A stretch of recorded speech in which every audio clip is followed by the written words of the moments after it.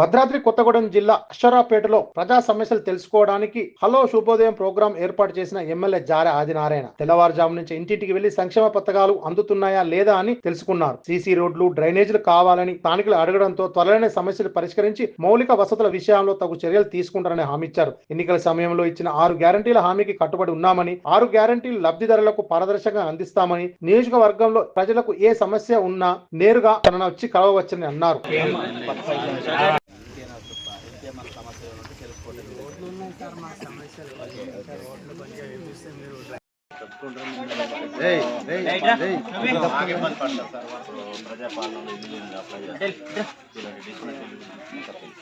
తర్వాత ఎదుగుతారు, మళ్ళీ రాదు.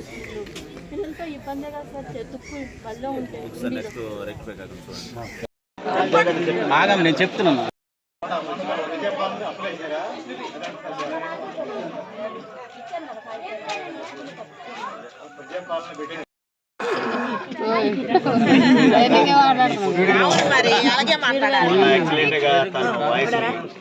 మంచిగా డిటెక్ట్ చేసిందమ్మా.